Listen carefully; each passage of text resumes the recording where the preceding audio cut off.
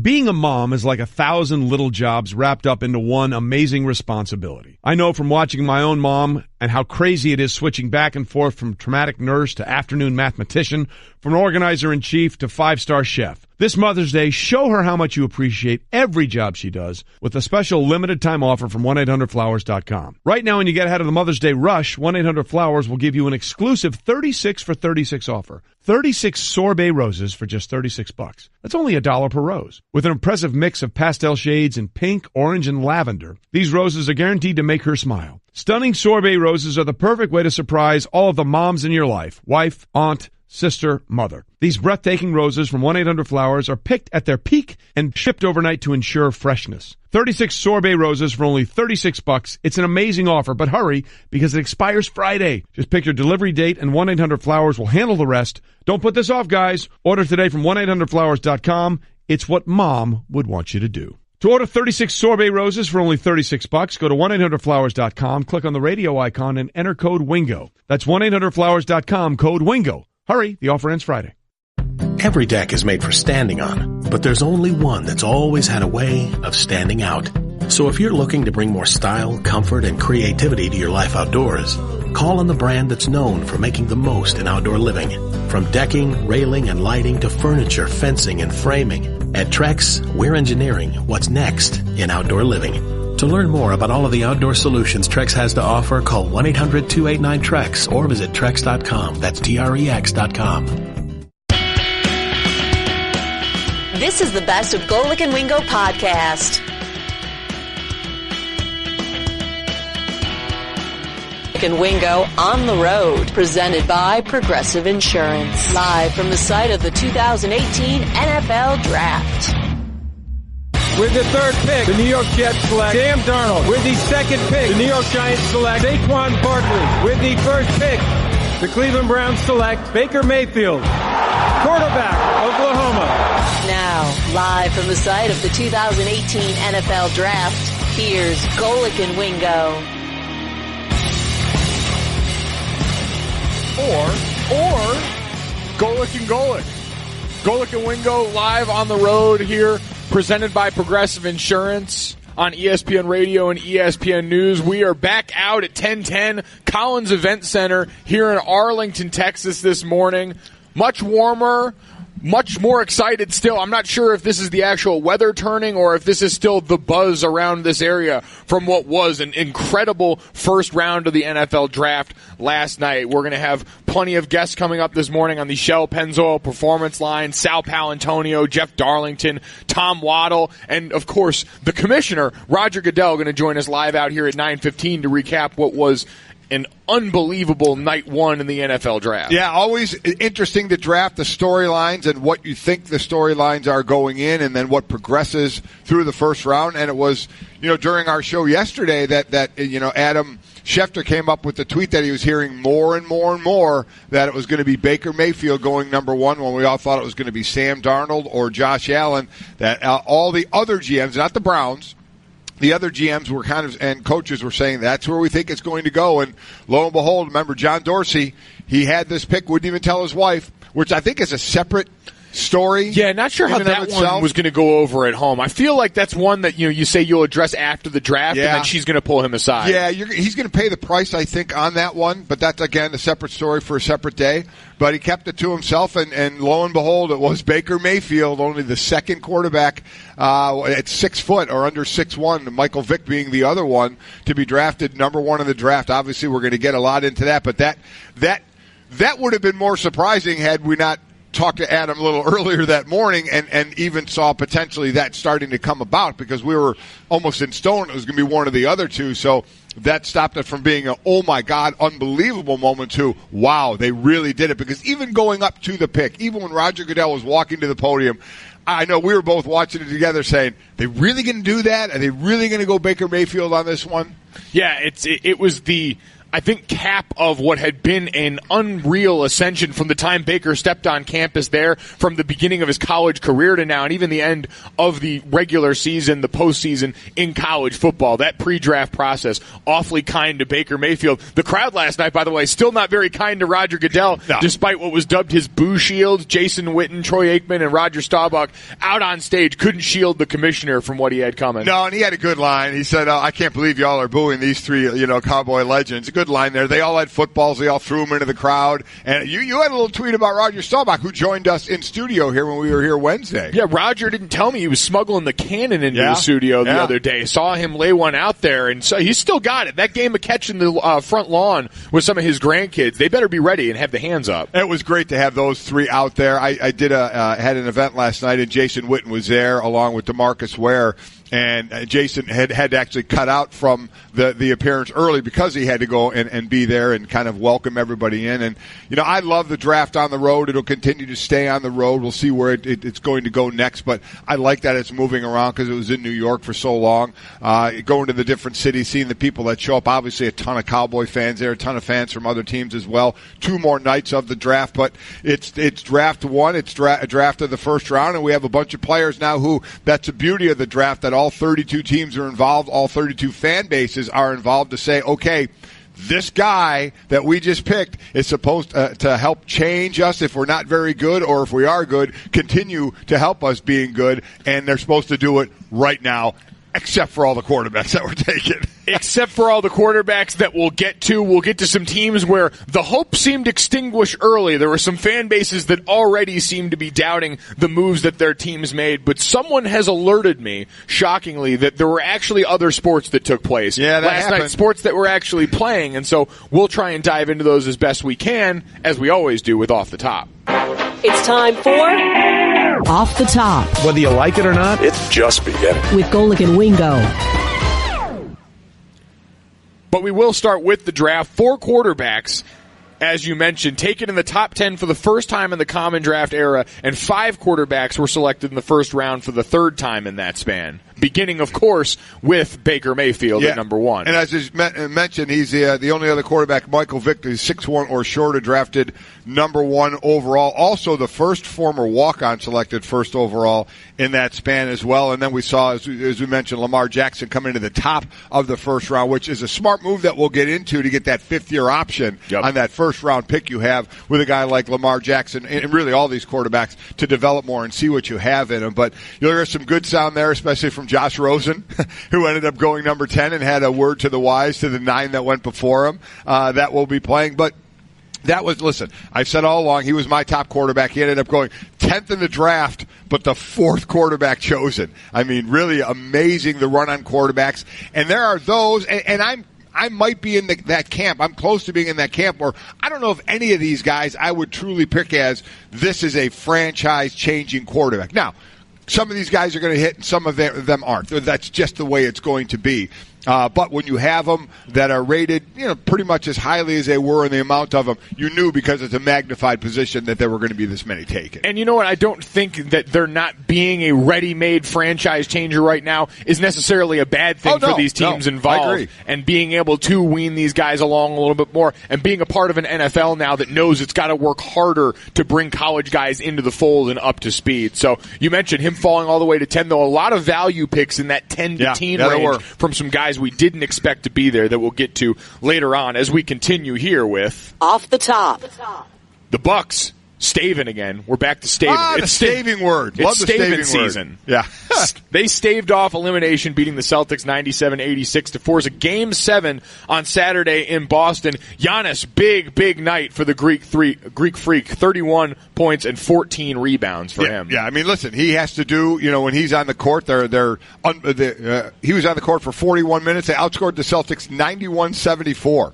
In the 7 minutes he was on the bench, they were outscored, the Bucks were, by 6 points. So we go into Game 7. Celtics are 22-8 all-time in Game 7s. The Bucks are 2-7 all-time in Game 7. So we'll see. We'll see which young players take control because we know, obviously, the Celtics have that guy in both Jaylen Brown and Tatum as well, the young guys, and Rozier with his shooting. And let's see who steps up Outside of Antetokounmpo, is it going to be Middleton, Brogdon, Bledsoe? Who steps up there? You expect, again, the big guys to be big in Game 7, but who's going to be maybe that ancillary, that role player that steps up big? But the ball will be in the hands of Antetokounmpo. A couple games ago when he only took 10 shots, that's the glitch in all this. You're not going to see that again. Yeah, no, you can't afford that. The 21 assist opportunity game that his teammates only converted 9 of should have served as a stern reminder that, especially in this series where you're going up against, let's call it Boston, overall team function much better X's and O's basketball team than Milwaukee, who's just going to give it to their great players. You mentioned Middleton, who's been the other prime performer in this series for them. Can the singular force of Giannis, can he have another one of these great young career-defining games to lift this team in a Game 7? We will see as we continue with Off the Top.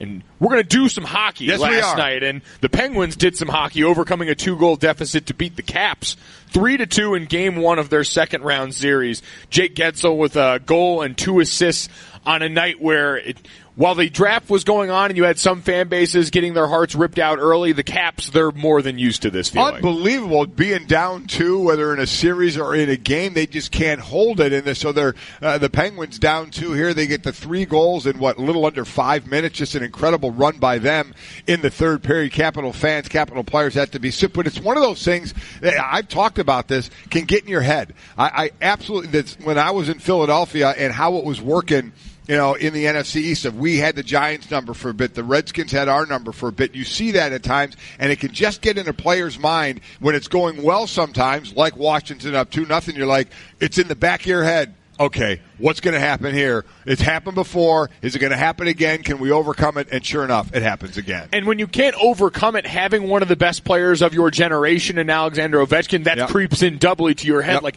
man, we're supposed to be able to say, we've got this guy, we're good, and that doesn't end up working out. So we'll have more from the Do That Hockey column later as the NHL is trying to encourage one of the players left in the playoff run to put his freak flag away. Yeah, you're gonna like this story because you don't usually associate what he's doing with hockey. It's usually on certain selections of television stations, in a hotel or something. Yes, exactly. A little HBO After Dark in the NHL right now. There we go, and we're moving on as we always do with Off the Top. The Golden Knights defeated the San Jose Sharks 7-0 in Game 1 of their second-round series as they continue let's call it what it is, a dominant postseason run, although one that featured much more offense than we saw in their first-round series. But yeah, the first-round series, they had a sweep in the entire series. 4 games, 7 goals. 1 game here, 7 goals. Absolutely, people getting their sodas, their beers, their food before the first goal as the first goal was being scored. An absolute demolishing of the Golden Knights over the Sharks in this one, 7-0. Again, the goalie Marc-Andre Fleury, 13th career playoff shutout, 3rd this season. Right now, he is 13 shutouts are the most among active goalies as well. So he's playing well. The offense is on fire here. But you're right, for a record year that they're having, they somewhat had a record too of only 7 goals to get 4 wins in the last series, which they'd like to improve upon. Even though they won the series, I would say they did that fairly well. Yeah, the largest playoff win by an NHL team in its inaugural season, so they continue to stack that record book of firsts in this inaugural year, and I feel like we're running out of things to say about this team at this point. This is a very good hockey team that people are going to have to get used to. I saw a lot of people on Twitter still kind of reacting to the idea of hockey in Las Vegas that now seems like it's here to stay. And the most important thing is those guys in the locker room and on the ice all think they can win Lord Stanley's Cup. I don't think there's any doubt about that. I know that the big buildings in Vegas have made them co-favorites to do it, and a lot of surprise still amongst fans, but those players, I don't think there's any doubt in their mind they're confident they can run this thing out. Absolutely. All right, so from the ice to the hardwood, we continue with Off the Top. The Cavs are in Indiana to take on the Pacers in Game 6 tonight with the 3-2 advantage. LeBron James teams have won 11 straight potential closeout games, with his last loss coming in Game 5 in 2014. And let's see if the Pacers can do something to LeBron that's never been done. LeBron has never faced an elimination in the first round of his career. And he's only faced elimination in the East 3 times during his run of 7 straight finals appearances. So if the Pacers were to win, this would be the first time in the first round he would be facing elimination. We'll see what happens. Again, I would imagine he's going to come out strong. He's going to want to end this series. You don't want the series to go 7. You'd like to have a little bit extra rest here. But we'll see, because the Pacers just don't go away. They're not going away. Even when the Cavs are getting those big leads at times, the Pacers are coming back. And a quick side note, we saw in the 2-minute report. The 2-minute report by the NBA, they said they did blow it. They said that should have been a goaltending on LeBron James, and it was not called and could not be reviewed again because it wasn't called, and play continued even though it went to a timeout. So the referees, akin again to, when I was playing ball, to get that letter on Monday that said, hey, you know what happened on there that really maybe kind of hurt you guys? That's our fault. That's our bad, and we're sorry, which means absolutely nothing. Absolutely nothing to the players involved, to the fans involved who have to live with the results regardless. But I'm sure they're hoping this morning that as you had the out-of-bounds call and that missed goaltending call, the people just say, well, they kind of wash out. We'll call it even, and we'll just get ready for an exciting Game 6 in this series. So that's coming up tonight. That was Off the Top. Golic and Wingo live from Arlington here in Texas for the draft, brought to you by DXL. And let's get back to that. We ate our vegetables, so now that we can get to dessert. We got all these other sports out of the way. Let's sound off on the NFL draft. It's brought to you by ADT. Considering home security, consider this. For 140 years, ADT has helped stop more crime than any other home security company. Visit ADT.com and learn more.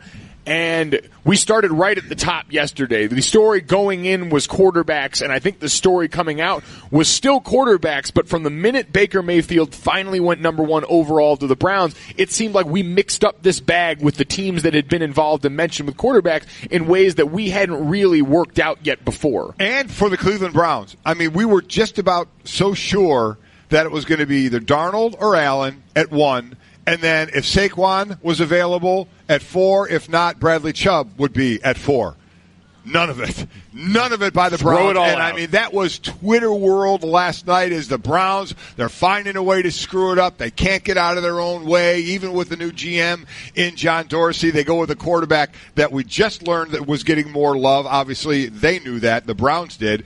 In Baker Mayfield, and then we'll get to it. The 4th pick, Bradley Chubb was available, but they went to Denzel Ward, the cornerback out of Ohio State. We'll get to that, and I'll give you my reasons for why I think they did that. Listen, I said it all along. I think picking Baker, Josh Rosen was my number 1 quarterback. He went 4. So I obviously think it was a mistake to take Baker Mayfield number 1. That said, as I said on Twitter last night, the Cleveland Browns felt Baker Mayfield was the number 1 quarterback out of all the quarterbacks. And they needed to take a quarterback, so they did absolutely positively what they should do. And we can all have our opinions about it, and the Browns don't care about our opinions, as they shouldn't care about our opinions. So I think it was the wrong pick, but they did the right thing if they feel Baker Mayfield, and they obviously do, is the best quarterback of the group. So from that standpoint, I get it. I get why they did it. It was like when Ryan Tannehill went as high as he did for the Miami Dolphins, and a lot of people were shocked. I'll never forget Ron Jaworski saying that same thing. Listen, if that's who they had on their board, then that's what they need to do. If you need to trade up to get you think as a franchise quarterback, whatever you have to do, you do. And that's what the Browns did by selecting Baker Mayfield number 1. And we could certainly understand and respect that, but part of the process is also understanding that there's a reason we look at some of those moves sideways later on. It's because not every NFL team is a group of great talent evaluators. Right. And so you can have someone rated as high as you want. We could still look at that and believe that's probably going to be a mistake later on. So it's going to be interesting which of these quarterbacks and the pairings that they're now in, we look back on in a few years and say, that might seem like a mistake. Now, I don't know if it's something, too, with the D-line position, but you guys have a weird sensitivity about quarterbacks because your D-line brethren who joined us not too long ago, and Chris Canty, who works for us at 98.7 ESPN in New York, was on ESPN Radio yesterday agreeing with you that the Browns made a mistake at the top of the draft. I'm shocked at this pick, Yari. I'm shocked at it. Quite frankly, I think it's a mistake for the Cleveland Browns to take Baker Mayfield, but we'll find out soon enough because he is going to a franchise that has been searching for a franchise quarterback all the way back to when they made that mistake and drafted Couch with the number 1 overall pick in 99. So it'll be interesting to see. I don't know that Baker is the outlier. We've already talked about guys of his stature not having success at the NFL level. We'll see what happens. And I think at this point, that's the one thing people seem to be able to go back on. Maybe 2, if you count Baker Mayfield's off-the-field issue. We saw a video of the arrest yesterday, as that was Chris Canty from the draft coverage for ESPN Radio yesterday evening. And I just think at this point that seems too easy to focus on the height and say that's going to be the piece here that really undermines this. We understand the comps that people have thrown out. We can talk about that till we're blue in the face. It's looking at this quarterback and what he's already been able to produce, and maybe that's just in another situation for people where they think Baker Mayfield can't overcome it, because that's been the hallmark of his career. If you're a Browns fan trying to sell on the other side, you're saying this guy came in as a walk-on to 2 Division I programs, found his way to start at both, and was a Heisman Trophy winner at the second, took his team to the college football playoff in multiple seasons. That seems to be an area where he thrives. See, and I may sound like the Debbie Downer here, and this isn't just about Baker Mayfield. This is in total. There can be these great stories in college, right, of overcoming, like he did, walk on 2 times, overcoming what was supposed to be, the height factor, and just finding a way to win. And you know what that means going to the NFL? Not a ton. I'm sorry, it just doesn't mean you see the personality traits and you say, okay, maybe he has that it factor possibly, or players like to play with him, but then you get on the field. And I got tired of the comparisons. I don't like that stuff. He's not Russell Wilson. He's not. He's not as fast as Russell Wilson. He's not as elusive as Russell Wilson. But you want to compare him to Russell Wilson, and he's not as accurate as Drew Brees. Drew Brees has been accurate in the NFL at a 70% But that's clip. also not fair to say he's not accurate. We just don't know that yet, because he was accurate in the one area we could ask him to be. I agree. But I'm talking about the comparisons. I don't want to hear the next Drew Brees and the next Russell Wilson. I don't want to hear it until you can say, does he have the traits that play like that? Okay, but he isn't doing that. Well, I don't think anyone's saying he's doing it. I think you look way too much of it. I think you just look. I mean, that's an us problem. That's not a him problem. That's us trying to force feed that stuff to fans. My fault. This isn't on Baker Mayfield. This is the analysts and everybody bringing up those names. I don't like it. He is not Russell Wilson and not going to be Russell Wilson because he's not as fast as Russell Wilson. He is going to get caught by defensive linemen, as Russell Wilson does at times. And I don't know about his accuracy, because you can't just discount the fact that Big 12 quarterbacks struggle in the NFL. You have it noted time and time again until they prove it at the next level. And we haven't seen it yet. So you can be as accurate as you want in the Big 12. I'm still going to have question marks. I don't care what conference you're in, but the Big 12 has a history of not turning out quarterbacks that do well in the NFL. So that's why I'm going to wait and see on this one, and I don't care about whatever completion percentage in the Big 12. A good percentage. It concerns me more when you have a bad completion percentage like Josh Allen, and that was a big red flag for me. I see a 70% completion in the Big 12. I'm like, okay, let's see if you can do that at the next level. I'm not so sure it's going to happen. I think removing that much context is dangerous, though. When you just say raw completion percentage and conference that you play in, it removes the idea of what was your team's specific playbook. Robert Griffin III and those guys that came out of Baylor were always slighted because that was a program that we know didn't have a concrete playbook. They worked in a different set of circumstances there. You could look at a guy like Johnny Manziel, who notably throughout the draft, and now we've heard more since, wasn't a guy that was in the film room, wasn't a guy that studied things a lot. All of these things seem to be different with Baker Mayfield. Lincoln Riley runs a much more complicated offensive scheme there in Oklahoma. They have more of a concrete playbook. By all accounts, this is a guy that's put the work in all those avenues to be successful in that regard. They all put the work in. But Johnny Manziel, the other name, if we're talking about, and I shouldn't say Big 12, that was an SEC. I'm thinking the old Big 12. Johnny Manziel didn't put the work in. Gets that same moniker of a guy, and I think that's more because of that was one of the other comps that continuously got thrown around. I think we're going to get and that was unfair, and I agree to Baker Mayfield. I am going to be interested now because they're relying on 2.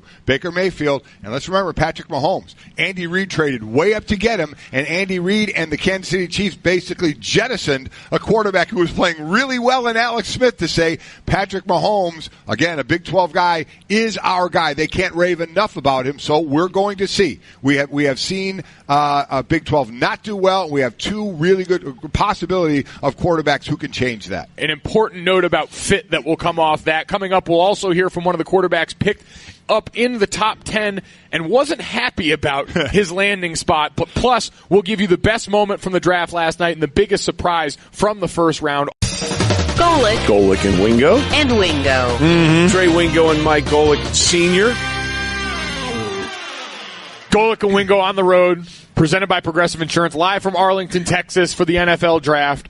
And normally, Trey Wingo is in this. Yes. Trey is off preserving the voice. Yes, Last he is. night, we heard him getting after it on the NFL draft. Yeah, he was only supposed to be on for an hour today. I don't know if he'll make it in. If anybody who watched it last night, you hear his voice was starting to go. So we may see him this morning. We may not, and we'll carry on. We will carry on, but usually I am in the 4 to 6 a.m. time slot before you guys, first and last on ESPN Radio. Be sure to check it out. But Backstreet Boys Friday is a staple around our parts, and so I wanted to carry it over for your guys' audience. I'm happy we can bring it all together because, we should all be a family here. Oh, wait, we are.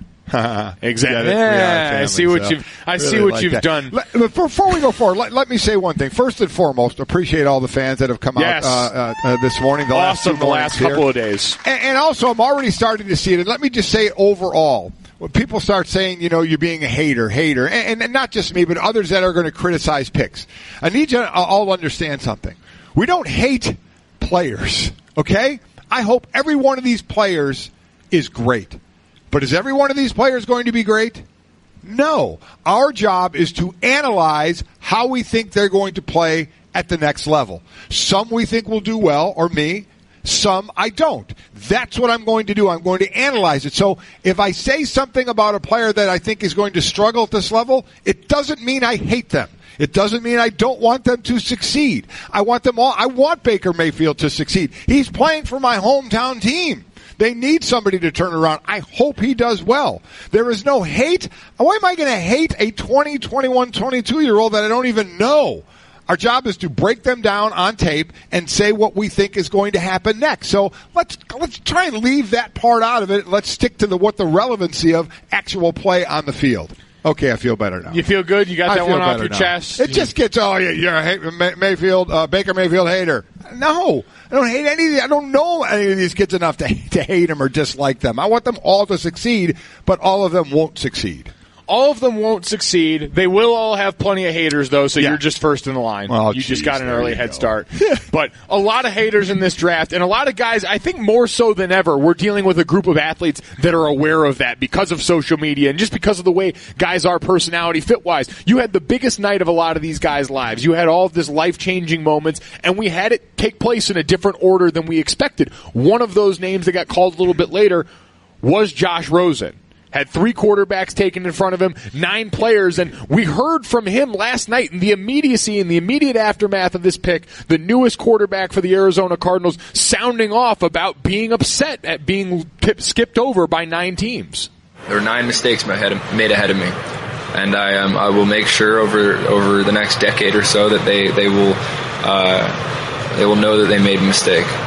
I was pretty if I fell. 1, 2, and 3 went by, and just kind of went into a blur after that. I was really angry. Teams were passing on me, and I was honestly expecting to get picked at some point and have to fake a smile and go up and pretend to be happy. Let me tell you how real this is. So we go back, and then I'll go back even further. We go back to Aaron Rodgers. Now, Greeny and I were doing radio at the draft in New York during that draft. And when Aaron Rodgers went, it was Alex Smith that went number 1, and Rodgers went in the 20s to the Packers.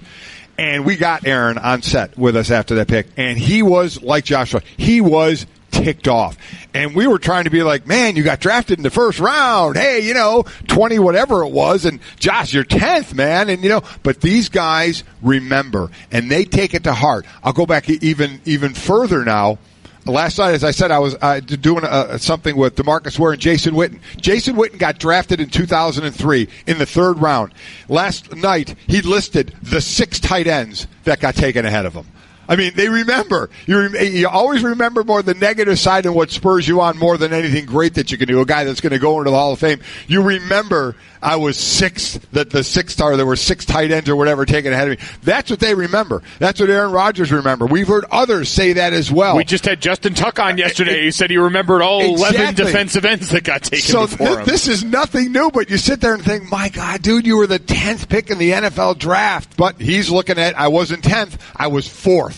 I was the fourth quarterback taken, the fourth person at my position. Now, DeMarcus Ware, last night when I talked to him, we didn't have this discussion because he was the first outside linebacker taken in the draft, so he was the top of that heap. But you get these guys remember, and they get ticked off about it. Well, I think it's understandable because we always ask for these hyper competitors. We always ask for guys to want it more than everyone else, to go out there and give that extra effort, to show that this is the thing that means the most to them. And that's one thing that people love to question left and right about Josh before this. And so I would be remiss to sit up here now and say, you know what, just be happy in that moment. You can't ask someone who is competitive to this level the way a lot of these guys are, the way some of these all-time greats are, to just turn it off in any given moment. That's a thing that you live all the time. And what do we hear about the Tom Brady's of the world, everyone else? They want to beat you in everything they do, in every aspect of life. This is just another competition for these guys. Well, and listen, for those of you that like to hang on the words that people say that Cardinal fans should be happy, you hear that out of Rosen, because what was the knock on Rosen? Oh, maybe he doesn't love football as much. You saw the piece on his family after he got drafted. I mean, unbelievable, successful family. Oh, maybe he's not that into football. He could leave it at any time. Well, you get a guy here who is legitimately ticked to be not the 10th pick in the draft, but the fourth quarterback taken in this draft, and looking to prove people wrong. And got to a point where the Cardinals traded up to get him. Right. So you got this other, it's sort of reminiscent of what we saw with Patrick Mahomes last year, where Kansas City goes up to get their guy because we had this guy and other players fall a little further than we were expecting last night because of all the moves that got made up top. Yeah, we had the 6 trades in the first round, and they were one of them. Arizona jumping in front of Miami because there was a speculation that if Miami, if Rosen was available, that they may take Josh Rosen. So you saw the Cardinals get up to 10-1 in front of them. Then the Dolphins ended up taking Minka Fitzpatrick, the defensive back from Alabama. So they made that move to try and get a guy in it for a team that has Sam Bradford,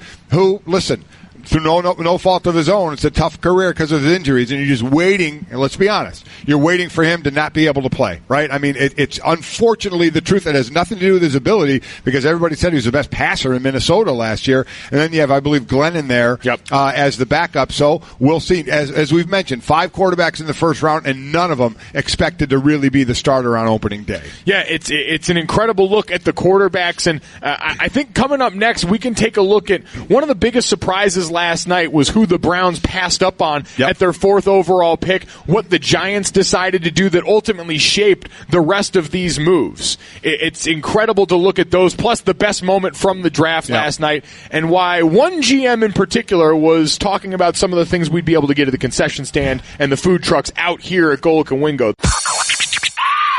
Golic. I tell you what, a great sports night last night, no doubt about it. And Wingo. What a day, what a show, what a time. 1, 2, 3, 4. Everyone in the neighborhood knew about Bobby. Bobby, the basketball boy, they called him. Bobby wanted to go pro someday, so he was always out in the driveway shooting hoops. But one day, his mom came out and told him, "Hey, your wife wants you to take out the trash?" His mom was visiting, and Bobby was a grown man. He had kind of missed his window. Plus, no one had ever seen him actually make a basket.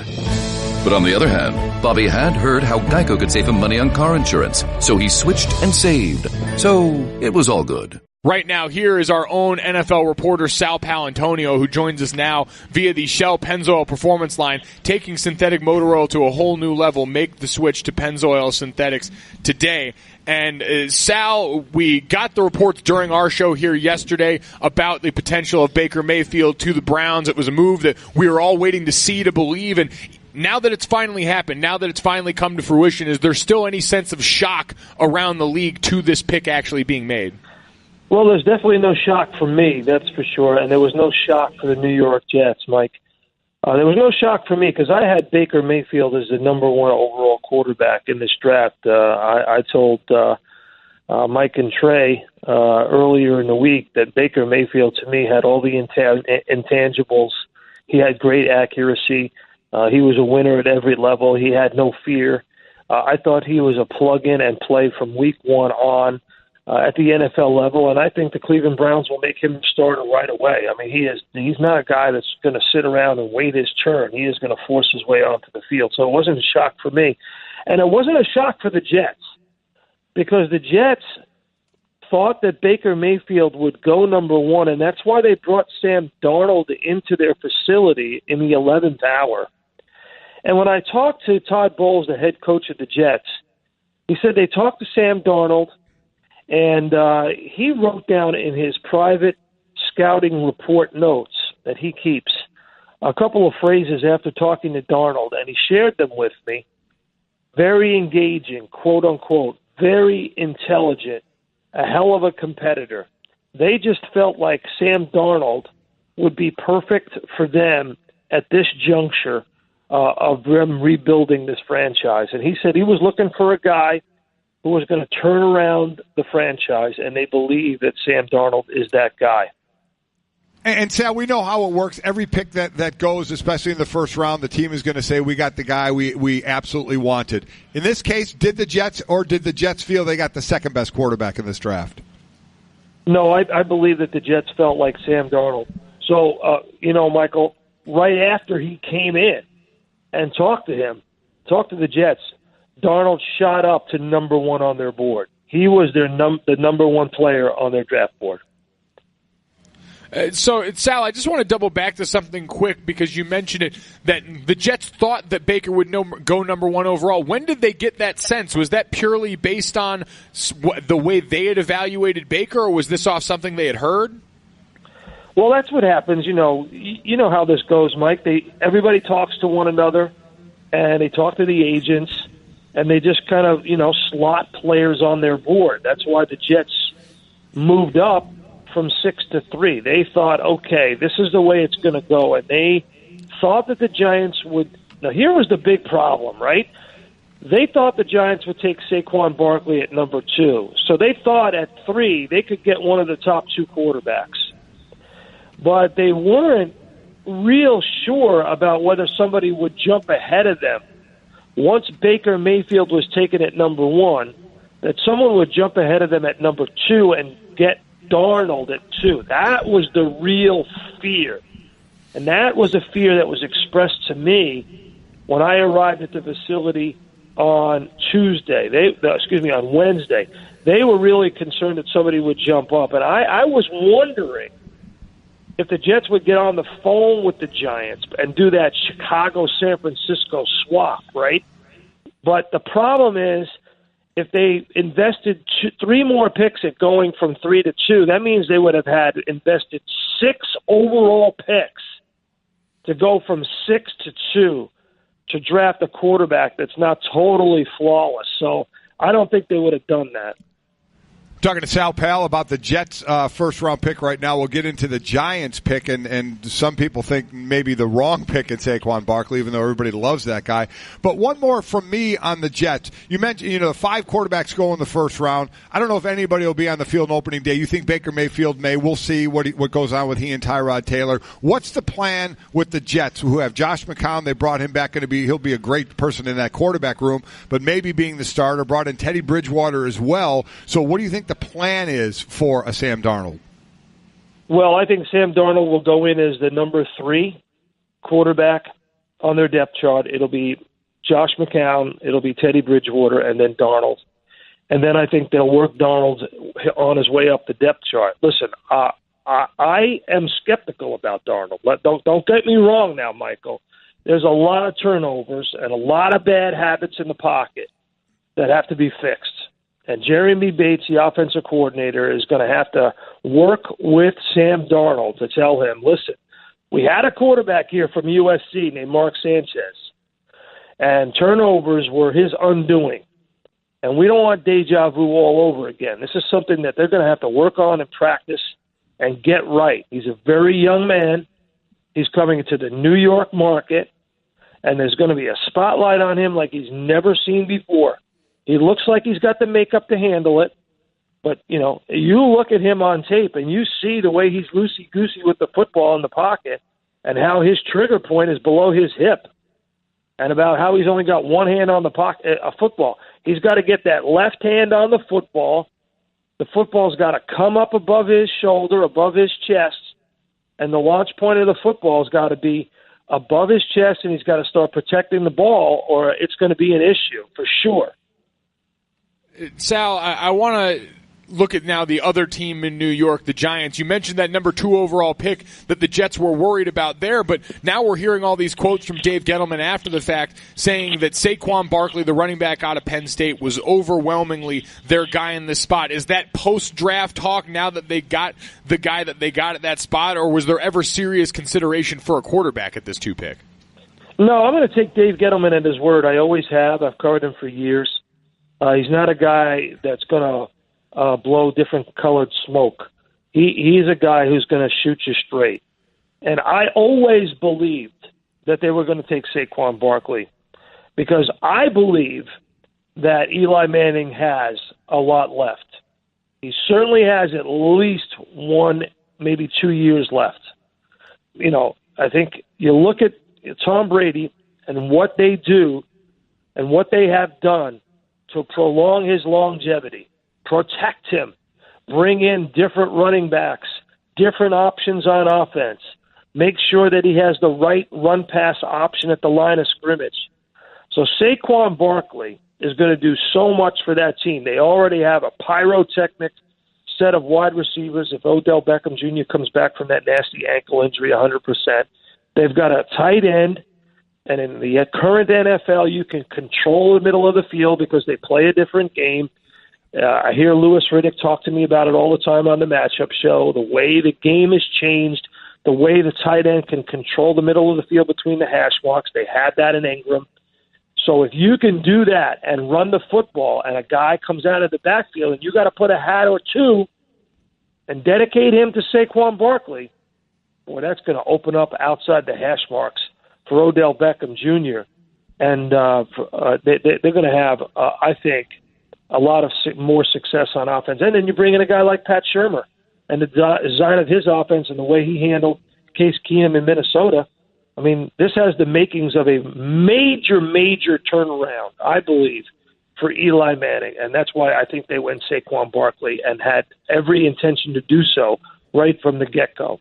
Of course, now they got to face Jim Schwartz and that Eagles defense twice a year. Pat Shurmur didn't do such a good job in that. I just got to throw that in there, that NFC Championship game. You know what I'm saying? Absolutely right. I would be shocked if you didn't, Sal. All right, Sal, you talk Jets, you talk Giants, but you're a man of the people. What in that first round, if anything, shocked you the most of the entire first round? You know, I'm going to stay with my guys, with the Birds, down at 32. I know, and we talked about this earlier in the week, right? You guys asked me sleeper. I said Sony Michel, the running back out of Georgia, and I knew the Eagles at 32 loved him, Michael. They loved him. They talked to him, brought him in, worked him out. Absolutely thought at 32 he would be perfect, and a perfect addition because Jay Ajayi's probably got one more year. LeGarrette Blount's gone. They needed a foundation back. And what do the New England Patriots do but take him at 31? I was sitting there and I'm like, there goes Bill Belichick once again. And it was a great move for the Patriots. And I think it shocked the Eagles. And then they moved down. They had intentions, but maybe moving down if they couldn't get the guy that they wanted. And the Patriots took him and then they had to move down. Incredible stuff and a great surprise indeed. Sal, you're the best. We appreciate you taking the time this morning. Thanks, Sal. Oh, it's so beautiful to watch a father and son on the radio like that. It's a beautiful family thing. I'm jealous of you guys. That's fantastic. Golic and Wingo. It was all sort of one big giant Jell-O mold. It's very interesting where that went. Dave, I've been hearing all morning that you are just on fire right now, that the Giants would have the audacity to pick the best player in the draft at number 2. This is the easiest pick in the draft to take Saquon Barkley, and you're mad. I'm livid. I can't tell you how livid I am, and it's not a shock on Saquon Barkley. The Giants are not an elite running back away from being a team that's irrelevant. They won 3 games last year. The right side of the offensive line right now is 2 guys nobody's heard of, Chad Wheeler and John Jalapio, and you're telling me that Saquon Barkley is going to be the ultimate difference maker? This was a bungled pick. So much so that as the 3 of us converse right now, I'm wearing a vintage Lawrence Taylor jersey to remember what hitting a home run with the 2nd pick in the draft is like for the New York Football Giants. Again, that was the last time the Giants had the number 2 pick. It was Lawrence Taylor, and I'd say it worked out pretty well. All right, Dave, you are now the GM. If you had the second pick of the draft, who would you have drafted? Sam Darnold. Sam Darnold. Eli Manning is, by calculations, 37 years old. When was the last time you could look at Eli Manning and say, you know what, he's a hell of a quarterback. He's still very good. You had multiple quarterbacks in your grasp. Now, it's not my job to determine which guy. That's Dave Gettleman's guy. But he had Rosen, he had Allen, and he had Darnold. And he chose to take none of those 3. And my understanding is they didn't even have an interest in Baker Mayfield. So the Giants realistically could have taken any quarterback that they actually wanted, and they bypassed that for Saquon Barkley. It's a monumental mistake. And now what has to happen is I have to root against Sam Darnold, because if he's elite, then I have to sit there and watch him for 12 years every Sunday on the other side of the stadium. I think that's what really hits home right here. We're talking to Dave Rothenberg on the Shell Pennzoil Performance Line. And I think Jet fans are going to say, don't worry about that. We usually pick the guy that doesn't pan out anyway. Exactly. Feel like that one might be safe given the source on the other side. Dave, I'm curious now as you sit here and look out at the rest of the draft and convinced that they've already at least lost in the pick that they needed to hit a home run with. Is there anything you look out in the rest of the draft now that the Giants can do to salvage it for you? Look, I don't think Barkley is going to be bad. I think Barkley's going to be a really good running back. This is not a shot at him. It's just I think the Giants are not in position to win now. They're a 3-win team last year. So can they salvage? Yeah. I mean, you got to fix the offensive line. I mean, Solder was a huge addition. I really like Will Hernandez at a UTEP, so maybe they go with him at 34. This new linebacker-centric defense from Betcher. Maybe they go with Harold Landry out of Boston College. Yeah. Look, I think they're going to be a better team next year. You have to be. You're adding real talent. I think it's very short-sighted. And I think in 5, and you're not going to know for a long time with this one now, because Barkley's going to make them better immediately. It's going to take years and years for us to be able to converse again and say, you know what, the Giants really whiffed, or Dave, you're wrong, which I hope is the case, and they hit a home run in this draft. Well, Dave, all right, so you guys have the second pick tonight now, the 34th overall pick in the second round. Is this a place where maybe you look quarterback? You've got a guy like Mason Rudolph still on the board, offensive line. What would you like to see them address with this first pick of theirs in the second round? O-line. Look, you had your chance at quarterback. I mean, you bypassed that. What you did last night, unless I'm severely mistaken, is you said, we're all in on Eli Manning. We think that Eli Manning, and I don't know how this is possible, but Eli Manning has years left. So if that's the case, then I don't think you're going to take a lesser quarterback. Why would you take someone that's not as good as a guy that you had a golden opportunity? What I would have done is flip-flop this. I would have taken Darnold or Rosen at 2 and taken, Geis is still on the board. You have big-time, God knows what the Seahawks are doing, taking Penny at 27. You had legitimate big-time running backs that are still available here. So I would have flip-flopped this. Now forget it. You got the running back. I guess you're all in. Let's try to build around what you have and move forward that way now. Yeah, we haven't even gotten into that in Seattle, taking the running back they took. That was a bit of a surprise as well. All right. Well, Dave, we know you're obviously a monster Giants fan with throwing, office equipment at the bosses at ESPN when they come in and talk to you about how bad the Giants are. We know your history with this, so you know this team.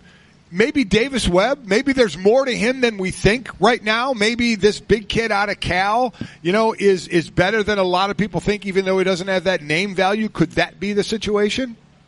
First of all, let me defend myself. She walked in at a very vulnerable moment and mocked me in that situation. She had the stapler to the head coming to her. I'm just going to leave it at that. Secondly, yeah, I hope so. Look, we don't know Davis Webb. He's the great unknown. I would feel a lot better if the Giants came out today and said, we really believe in Davis Webb. We think this guy is legitimate, and he's going to be a quarterback for the next decade, and that's kind of why we felt it unnecessary. I don't know. I think anybody would be lying to you to tell you that they know whether Davis Webb is legitimately the guy or not. But how ironic would it be if Ben McAdoo, this era's Rich Kotite, got the Giants their future quarterback for the next 10 or 12 years? Did you go this era's Rich Kotite? I remember I had Rich Kotite in the early 90s there in Philadelphia. Wow. Nothing but the best from Dave. Dave Rothenberg, the co-host of Humpty and Canty, which follows us on ESPN NY 98.7 right after this. Dave, we appreciate the time and the anger as always. It's my favorite quality about you. I do what I can. Thanks, guys. Keep up the good work. Thanks, Dave. Golic and Wingo. Let's not expect too much. There's only one person out there that's expecting way too much out of this guy too early. We know who that is. It's his father.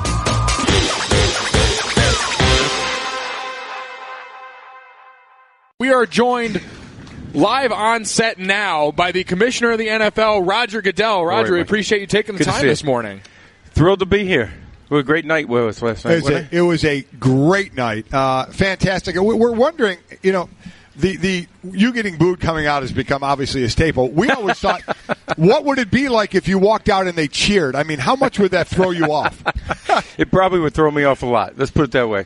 But it's fun. Everyone's having a good time there. And I thought having the fans from each of the 32 teams in the inner circle there was fantastic.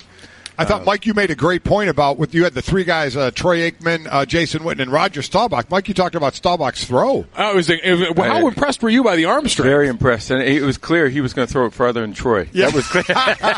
You're right. He waited to see where Troy threw it. Oh, yeah, no, he definitely did. And he was pumped up. It was actually Roger's idea. We had dinner the night before. And he said, I'd love to throw a pass to Jason. I said, well, let's throw one out.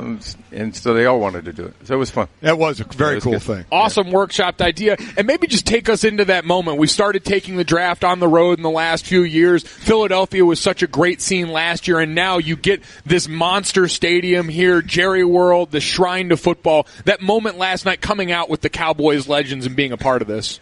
Yeah, we actually talked about moving the draft around for several years, but we had such great success in New York, it was hard to sort of step away from that. And then several years ago, Radio City had a conflict in their schedule, and we couldn't do it until late May or early June. I said, well, let's go. Let's try it. This is the opportunity to do it. And it really was fantastic for us. I mean, Chicago did a great job the first 2 years. Philadelphia raised the bar, and Dallas is doing it here. And I think, what we've done is give the fans another opportunity to engage with football. And we've made the draft something that is an opportunity for those fans to, participate in that hope and that anticipation of a great new season. It's been a home run. There's no doubt about it. As Roger Goodell joins as commissioner of the NFL, and I'm sure every other football city is clamoring to get it in their city. Is there ever a thought of a non-football city, just given where that doesn't have, a team with it, a chance at something like this, or would that be a little too difficult? Well, to some extent that's happening with Canton. Canton and Cleveland are putting a joint bid together, and, we have obviously Canton's a very important city to the NFL in our history, as that's the birthplace of football. And they're putting a really compelling bid together on the draft. So outside of that, the demand is so great in our franchise cities and for our fans that we want to reward the fans for their passion and their interest in the game. And last night, I think I'd be remiss if I didn't bring up what was a moment that was really built up within the draft. But Ryan Shazier made an appearance out on stage. Just that moment, what was it like for you seeing him walk back out there knowing the road that he's been through? Watching him walk out, I'll probably break up now, but that was a tearjerker. Just watch him come out there, and it was a tearjerker in an inspirational way. This is a young guy who has such incredible determination. And I went to see him in the hospital late last season, and he was lifting his leg. And this guy was determined. He was going to get back, and he is still determined. And he and his wife and Michelle and little Ryan were with us last night in the back room for several picks, and it was just a pleasure for me to be with him. He's just a spectacular young man, and I think he's going to have a great impact on the world. And again, he says he wants to play again. We'll see. Just where he's already gotten has been incredible. He's not going to play next year for sure, and we'll see where the rehab leads him. But what a moment that was. And speaking of moments, you're the only one there hugging these picks as they come out, and that's really turned into something, whether you're getting lifted off the ground or not. Take us down to those moments. These guys, they know they're going to be first-round picks. They're all there. They know they're going to get their name called, and then they get it called, and they're out there with you. Can you go into that a little bit of the moment with those guys? Mike, it's really funny because I spend lunch with them the day of the draft, so we have a lot of chance to talk, and it's private time, and it's a fun time for me because I really get to know them personally, and pretty much at that point they've had enough. They're ready to go. They're anxious to get picked. But they all say, this is going to be fun, it'll be interesting. But they never realize the emotion that comes to them when that happens. That they've realized their dream, they're going to start their NFL career, and they come out and they're just overwhelmed. And I think to me that's the privilege of doing this, because you get a chance to be there as they realize their dreams. And it's something very special. And the atmosphere in there last night just added to it for those guys. It is an important moment, and it's a pressure-packed moment on stage where you've got to negotiate on the fly. And I'm curious, because there's so many handshakes, so much different depth that goes into that moment. Is that practice, or are you adjusting to all this on the fly? I'm adjusting on the fly, Mike. Wow. It's 3.5 hours of live reality television, and that's not my thing. But it was, it's just fun because it's about the game. And I always like to say the thing I love about the draft the most is all 32 teams get better, and that's it doesn't happen very often. Roger Goodell joining us, Commissioner of the NFL. A couple of things about players in this draft before we look at some of the big picture in the NFL. What happened with Josh Allen, with the tweets that came out right before the draft and how he had to come out and handle that? What, if any, because we saw some tweets, the NFL should do something about that, and I answered back basically saying, I don't think they can. How do you guys fit in as an organization to look into things like that or deal with them? Well, listen, I think that's the world we live in now. In the digital world now, your record is for a lifetime. Whether you did it 6 years, 7 years, or 10 years ago, or, that's something that, everyone has to understand comes with the responsibility. And it's why people have to be very conscious of what they do and the different platforms.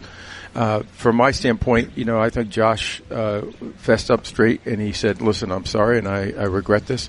And I think that was a good step for him. And that's an important step for me. Can the league do anything? They're talking no punishment. I mean, I'm just trying to get it out there that you really can't. I don't There's think that's something that we have. That's he wasn't affiliated with even college football at that time. Right, exactly. He's a high school football player. So. Yeah. And I think one of the other areas that's come up at multiple points along the way, speaking of a player that's still on the draft board right now, in Darius Geis, and a lot of the things we've seen certain areas where teams have overstepped their boundaries and you guys have had to come in as far as the combine questions. The ruling came down yesterday after the investigation. Where does that stand now, and how do you guys continue to monitor this going forward? Well, we work with our clubs all the time and educate them that, there are appropriate questions to ask. Everybody's looking for an angle. Everyone's looking for more information when they're making these kind of decisions. But, there's respect and there's a professional process that has to be followed. So that was very important for us to follow up on that, but we'll also continue to educate them. I spoke to Darius last night at the end of the draft, and he's a great young man, and I think he's going to have a great career in the NFL. So in some of the bigger pictures, you had a couple of rule changes, the catch rule, which we thought was going to be the talk of everything, but then some of the safety issues you guys have, the league has put in. I know you have the safety summit planned coming up here May 1st and 2nd. So before we get into some of the things that are going to be put in place, what are you looking to accomplish in the safety summit? Well, two things. I think we're going to go back and we're going to look at the rule that was passed unanimously by all the coaches. We're going to talk about how we're going to teach it. What's the language we're going to use? What is the video we're going to use so that the players have a better understanding of what we're looking for. Assistant coaches all understand what we're looking for, and they understand the basis of it. And I think that's the first thing. Second is we're going to look at the kickoff rule, and we'll look at that we've always seen a higher incident of injuries on that play. So what can we do to make the play safer for our players, but more importantly in the context of the overall excitement of the game? How can we make that a more exciting play? Yeah, we saw in college they passed a rule if it's inside the 25-yard line, they can fair catch it and get it at the 25. So will be interesting to see what you guys come up with. I would say on the show when I was playing, I always look forward to training camp when the league and or the officials would come in and explain the new rules. I have never been so looking forward to trying to be somewhere to hear that now, because I'm really trying to get where you're going with the helmet situation and that, because we've done so much in youth safety with that, and I like that it's happening on the NFL as well. But can you kind of give us some parameters of what the meaning is behind the penalties and the possible ejections with the helmet? Well, the basic issue is, and the coaches all say, we don't coach this. And this is not part of the game. This is not something we think is important to the game. So they're emphatic, and they believe that this should be taken out of the game because it's not part of the game. And so what we want to try to do is essentially take the helmet out of the game in the sense of it's there not as a weapon, it's there as protection. And so don't lower your head. Don't use it to initiate contact and drive into a player. in a way that's going to cause harm to either one. It's there for protection, and that's the basic issue that we're trying to deal with. And I think the coaches all felt that could be coached out of the game. So the one specific one to me I wonder about, because I know a couple of years ago you guys tried it with the running back when they got outside the tackle box. If they lowered it with their head, they were going to call the penalty, but that never really materialized. So now with this rule going in, is that something that comes back into play if they do drop and lead with their head? Well, as you know, Mike, both of you, we've had this in the rule for a long time, of spearing and butting, and that's something that, has been in the rule. What we're doing is expanding that a little bit because, through a lot of work and research, we've been able to see that it actually has health consequences if you're lowering your head and you're driving even around beyond just the top of the head. And so that's what we're trying to do is say, listen, you can lower your head, but you can't lower your head to drive and initiate contact. And that's where we see the more higher risk of injury. Talking to Roger Goodell, commissioner of the NFL, and I guess there's one more follow-up on that because we've seen it with running backs, we've seen it with defensive receivers, but now we heard that rumblings, and I guess this is part of it when it's rolled out, there was a lot of open-endedness to it. The offensive line, where is really the focus for this rule? Is it the middle of the field, and how do you enforce it in an area like that if it is? No, it's not. We said this is the entire field because including offensive linemen, we want to make sure that initial head contact is done in an appropriate way, and that's one of the things. So we're not just isolating this to defensive players. This is using your head and using your helmet as a weapon. And that's the focus. And that's good because O-linemen cheat. So they should be held accountable. They already hold every play, so, because they're the worst athletes on the field. Oh, I'm sorry. Did I say that out loud, Mike? Don't sound too bitter. I can see this as the goal of conversation at the table. Sorry about that. Yeah. We see the owner of Jacksonville, Shad Khan, buying Wembley, putting in a bid for Wembley Stadium, and you talking about expanding the NFL. We've seen games over in London. I did it way back when I was playing, having preseason games over there. So where are you in the league with it possibly expanding to a team out there? Well, I think, listen, we've continued to grow in the UK in an extraordinary rate. I mean, the passion of the fans for the game, we have 40,000 fans that are buying the 3 or 4 games, depending on how many are scheduled in any given year, across each of those games. And that's really quite extraordinary. And for us, we want to continue to build on that. I think, Shad's investment in Wembley Stadium, listen, he's an international global businessman and an entrepreneur. He sees great assets, and that's something that he's interested in doing. I think it will be very helpful to the team in Jacksonville. I think he's committed to that community. He's investing a lot of money in Jacksonville in the downtown area. And I think this will be beneficial to the Jaguars in Jacksonville, as well as giving us some more scheduling options in London. Yeah. And that's a positive for us as we look to play more games there. Is that a priority at some point, though, a team over there full time as more and more of these games have success across the pond? I think we're taking it stages, Mike, because, where does it end up? We don't know. But I think it's a possibility because, we've been, frankly, surprised at the growth of the game over there, the level of sophistication and the passion of those fans, and I believe a team could be successful. We still have to work on some of the logistics. How do we do the scheduling?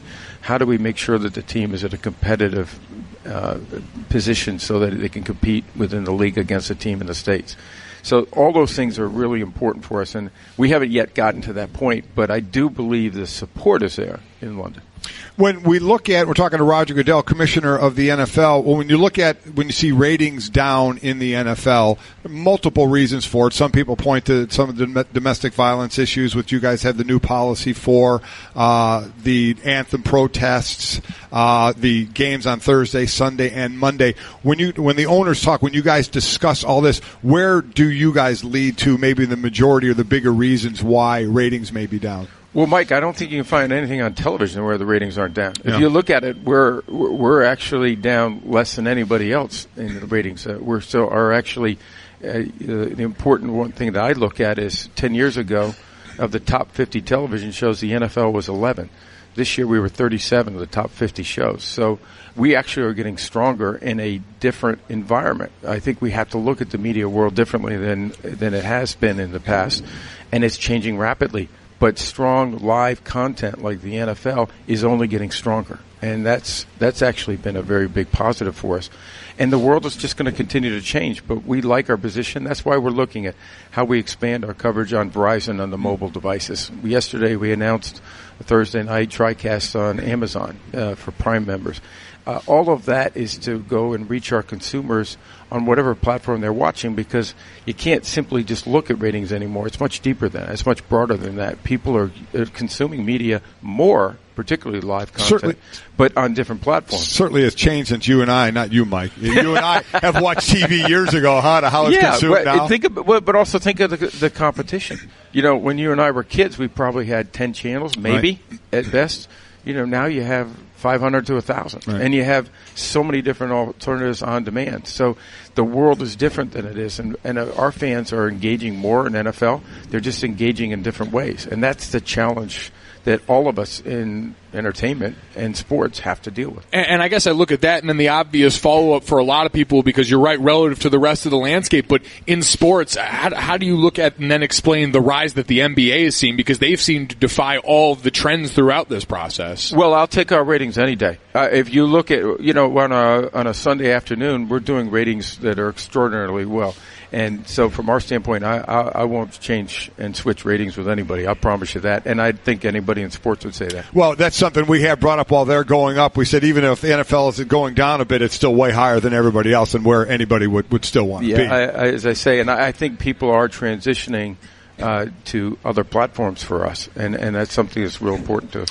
Is there going to be anything talked about? The anthem protest was just amazing last year of how that carried on, and then you getting together with the committee of players and how you guys have worked together there.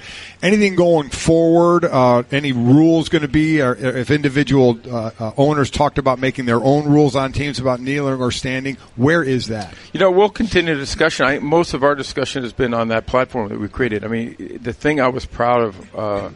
Our players and owners is that they actually sat down and listened to one another and understood each other and understood the issues that the players were focused on. And all of us, whether it's players or whether it's owners and the league, we're all interested in improving our communities.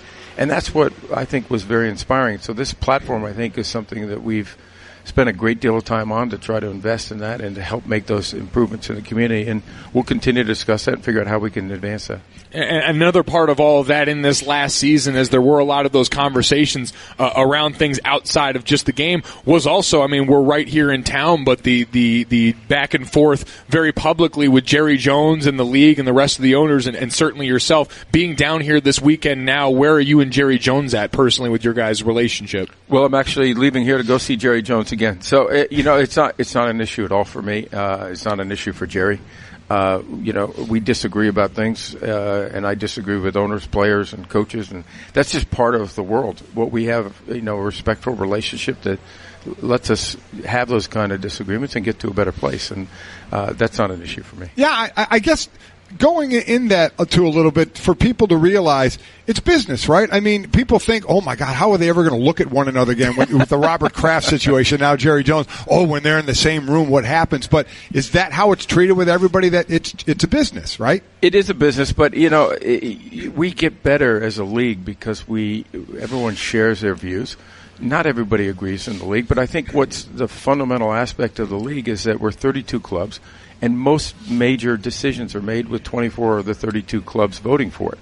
And when you try to build that consensus, it's hard to get everybody on the same page. Not everybody's going to see the world the same way. But that is actually what's benefited us as a league. And so people don't take it as personal issues. They understand the responsibilities of everybody. They may disagree, but that's what we do. From a personal side for you, when all the talk of redoing a deal and continuing on, was there, from a personal side, ever thought of, kind of had enough, I'm ready to go on to the next stage of my life? Well, that was, I had sort of had a contract and a focus towards 19, and that's sort of where I was, and sort of said, it may be the right time to transition. But from my standpoint, I was really committed to this league, and I felt like, and the owners felt like, hey, we want you to continue doing this. We still think there are lots of challenges, there are lots of things that we can continue to do well. And so I said, let's do this. So we're all in, and we're excited by it, and I think the best days in the NFL are ahead of it. Golic. Makes me want to vomit and then punch you square in the face. And Wingo. Oh, he's saucy today.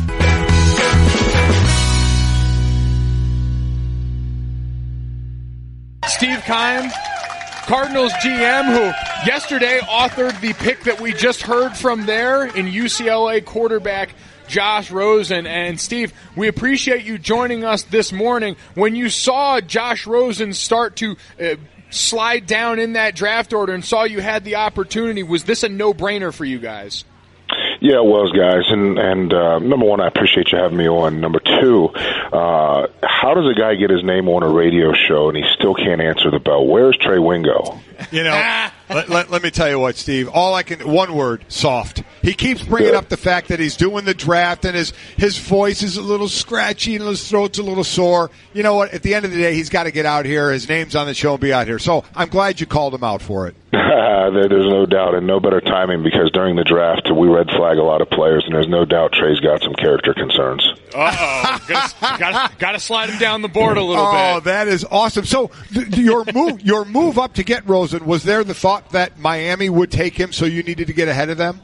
Well, not just Miami, guys. I mean, in that situation, and I've learned from experience. I mean, just last year in the draft, we were sitting there and there were several quarterbacks in front of us, and both teams in Kansas City and Houston traded for players right in front of us. Whether we were interested or not, you never know who's going to come up in the draft. And when you like a player and you're adamant about them, to me, you move up if the compensation is something that you're okay with, and you never look back. And Steve, I'm interested, especially in the realm of a quarterback with a kid like Josh. How much, if at all, did you consult with your former coach there, and Bruce Arians, a guy who's a known voice and mind as far as quarterbacks in the NFL? Well, Bruce and I stayed close, and I know Bruce was certainly a fan of Josh's. But, not only that, but our current staff and Mike McCoy, who's had a great deal of success with quarterbacks, and Peyton, who he coached, and Phillip Rivers, and even Tim Tebow when he had him in Denver. So he's coached a lot of different styles and knows the position extremely well. Had success as well with Jake Delhomme in Carolina. But we were all across the board extremely excited with Josh. He's a guy that I've watched for the past 3 years. He's been a 3-year starter and a 2-time captain, and has had quite a bit of success there. I thought that he was the most mechanically sound quarterback in this draft. Whenever you look at the motion and the footwork and his setup, there were some things when you watched him on tape that I felt like, just from a rhythm and a timing standpoint, had some similarities to Carson Palmer, who we had here for the past several years. Yeah, I agree with you. I think he was the top quarterback in this draft. And we're talking to Steve Keim, general manager of the Arizona Cardinals. And I'm wondering, after he was picked, here's a guy who went number 10 in the draft. But in his mind, he was the fourth quarterback taken. Wasn't very happy about it. Stated that in his press conference by saying there were 9 mistakes made in front of him. What did you think of his reaction to that? Well, I mean, I certainly think that at that position you need a great deal of confidence to be successful. And I don't think that there's any doubt that Josh is extremely confident in himself, which I think is a positive. The bottom line is what you do between the lines, your ability to throw touchdowns, your ability to complete third down, tough third down situations, and there's no doubt in my mind Josh can do that. Plus, the fact of the matter is, in my mind, he's one of the brightest guys in the draft. He's like a 3.8 student in economics at UCLA, and he has all the mental makeup that you look for, whether it's mental toughness, the ability to process, and make quick decisions. This offseason, you guys went out, you brought in Sam Bradford and Mike Glennon. So I'm curious, was taking a quarterback and one this high in the draft always in the plans for you guys? Well, I think any general manager wants to address that from a long-term standpoint.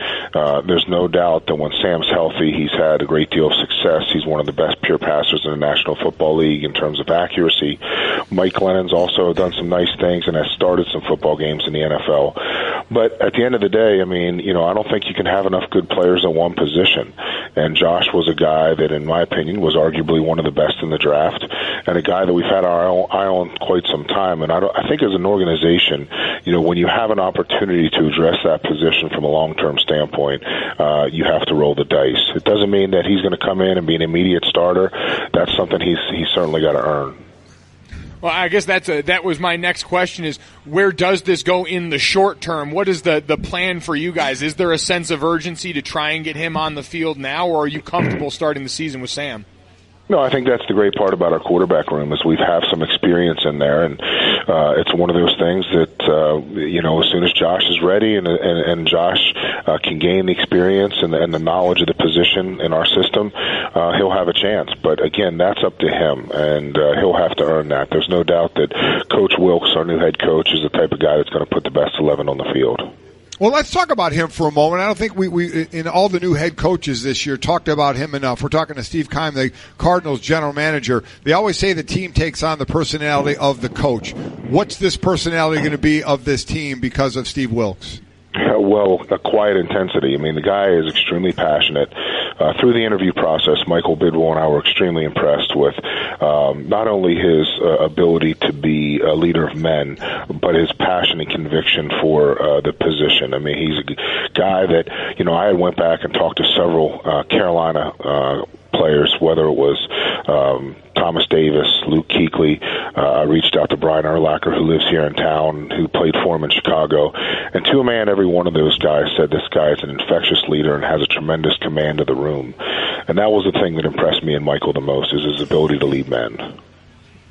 Talking to Steve Keim, GM of the Arizona Cardinals. And Steve, I'm interested, you talk about quiet intensity. Immediately what comes to mind with me of that is David Johnson, who I feel like we've all done as a media a bad job of focusing on as one of the guys you'll get back this year. What is the health status right now of your star running back?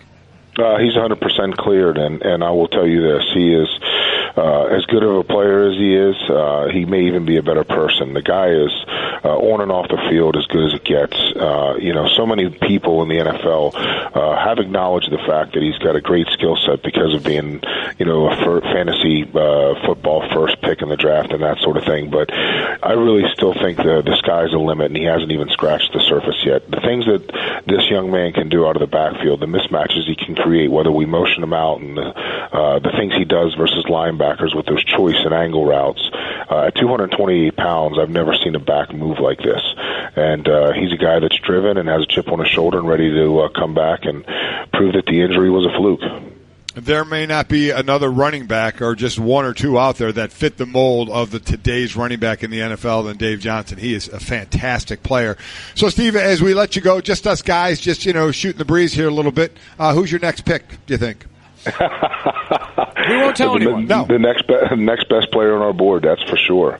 And again, the way I feel about it is stick to your board and take the best player available. Again, your needs in April and May are never the same as they are in October. Needs are always changing, but you can never have enough good players at one position. Okay, so I'm glad you brought that up. So do you think most stick with that, and where did you come by this, where it is you take the best player available and it's not the need so much? I think it's through years of seeing us make mistakes or other people make mistakes where all of a sudden you reach for a player for a specific need at that time of year, and now all of a sudden you've left a player who's significantly better on the board. And then 1 or 2 years down the road, that one player may be out of the league and the other player's headed to Hawaii to the Pro Bowl. So, I think it's just one of those things that you have to trust your instincts and you have to trust your grades. It's extremely hard because when you look at your roster and you see holes at specific positions, you want to address those needs. But, in the long run, when you're building for the health of the long term of the organization, I think you just really have to stick to your board and go with the best player. Steve, one final question. Are you worried? I saw in an article yesterday about Josh Rosen that he can't get past medium heat on salsa. No, guys. I think we'll just keep them, down in our. We have a great cafeteria downstairs with all organic foods, and we'll keep them away from the hot stuff. There we go. Pico de Gallo for Josh Rosen. Steve, we appreciate the time. Best of luck with the rest of the draft. Thanks, Steve. Thanks, man. Appreciate you. This has been the Best of Golic and Wingo podcast. You can listen or subscribe on the ESPN app, Apple Podcasts, or just ask your smart speaker to play Golic and Wingo. Plus, you can check the guys out live weekday mornings from 6 to 10 Eastern on ESPN Radio and on ESPN News.